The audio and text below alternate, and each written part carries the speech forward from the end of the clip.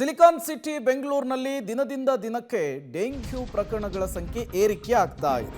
ಇದೇ ವಿಚಾರಕ್ಕೆ ಸಂಬಂಧಪಟ್ಟಂತೆ ಸಂಸದರಾದ ಡಾಕ್ಟರ್ ಮಂಜುನಾಥ್ ಅವರು ಮಾತನಾಡಿದ್ದಾರೆ. ಡೆಂಗ್ಯೂ ಗಂಭೀರ ಹಂತಕ್ಕೆ ತಲುಪಿದಾಗ ಅದಕ್ಕೆ ಚಿಕಿತ್ಸೆ ಇಲ್ಲ. ಕೋವಿಡ್ ಮಾದರಿಯಲ್ಲಿ ಇದಕ್ಕೆ ಚಿಕಿತ್ಸೆಯನ್ನು ಕೊಡಬೇಕಾಗುತ್ತೆ. ಸರ್ಕಾರ ಸನ್ನದ್ಧವಾಗಬೇಕಾಗುತ್ತೆ. ಮೆಡಿಕಲ್ ಎಮರ್ಜೆನ್ಸಿ ಅಂತ ಹೇಳಿ ಘೋಷಣೆ ಮಾಡಬೇಕು ಅಂತ ಸಲಹೆ ಕೊಟ್ಟಿದ್ದಾರೆ. ಹೆಚ್ಚು ದರ ಪಡೆಯುವ ಲ್ಯಾಬ್ಗಳನ್ನು ಬಾಗಿಲು ಮುಚ್ಚಿಸಬೇಕು ಅಂತ ಕೂಡ ಆಗ್ರಹಿಸಿದ್ದಾರೆ. ಸೊಳ್ಳೆ ನಿಯಂತ್ರಣ ಮಾಡಬೇಕು, ಟಾಸ್ಕ್ ಫೋರ್ಸ್ ಅನ್ನು ಕೂಡ ರಚಿಸಬೇಕು.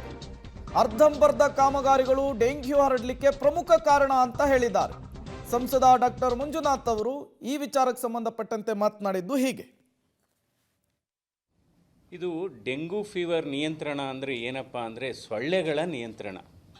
ನಾವು ಸೊಳ್ಳೆಗಳ ನಿಯಂತ್ರಣ ಮಾಡಿದರೆ ಮಾತ್ರ ಡೆಂಗು ಹತೋಟಿಗೆ ಬರುತ್ತೆ. ಯಾಕೆಂದರೆ ಡೆಂಗು ಕಾಯಿಲೆಗೆ ನಿಖರವಾದಂಥ ಚಿಕಿತ್ಸೆ ಇಲ್ಲ. ಜ್ವರಕ್ಕೆ ಮಾತ್ರ ಮೆಡಿಸಿನ್ ಕೊಡ್ತವೆ, ಅಥವಾ ಬಿ ಪಿ ಕಡಿಮೆ ಆದರೆ ಸ್ವಲ್ಪ ಮೆಡಿಸಿನ್ ಕೊಡ್ತವೆ. ಆದರೆ ನಿಖರವಾದಂಥ ಯಾವುದೇ ಒಂದು ಔಷಧಿ ಡೆಂಗು ಫೀವರ್ಗೆ ಇಲ್ಲ. ಅದರಿಂದ ಬಹಳ ಮುಖ್ಯವಾದದ್ದು ಈ ಸೊಳ್ಳೆಗಳ ನಿಯಂತ್ರಣವನ್ನು ನಾವು ಮಾಡಬೇಕಾಗುತ್ತೆ ಇಲ್ಲಿ. ಯಾಕೆಂದರೆ ಯಾವಾಗಲೂ ಅಷ್ಟೇ, ನಾವು ಇದೆಲ್ಲ ಮಳೆಗಾಲ ಬಂದಂಥ ಮಳೆ ಪ್ರಾರಂಭದಲ್ಲಿ ನಾವು ಡೆಂಗು ಈ ಸೊಳ್ಳೆಗಳಿಂದ ಹರಡುವಂಥ ಕಾಯಿಲೆಗಳು ಜಾಸ್ತಿ ಆಗುತ್ತೆ. ಇವತ್ತು ಈ ಸೊಳ್ಳೆಗಳ ನಿಯಂತ್ರಣ ಆಗದೇ ಇದ್ದರೆ ಡೆಂಗು ಜೊತೆಗೆ ಬೇರೆ ಬೇರೆ ಕಾಯಿಲೆಗಳು ಬರುತ್ತೆ. ಚಿಕನ್ ಗುನ್ಯಾ ಬರ್ಬೋದು, ಜೀಕಾ ವೈರಸ್ ಕಾಯಿಲೆ ಬರ್ಬೋದು. ಇವೆಲ್ಲ ಮಾರಕ ಕಾಯಿಲೆಗಳು. ಅದರಿಂದ ಇದನ್ನು ಇವತ್ತು ನಾವು ಯಾವ ರೀತಿ ಕೆಲಸ ಮಾಡಬೇಕು ಅಂದರೆ, ಕೋವಿಡ್ ಬಂದಂಥ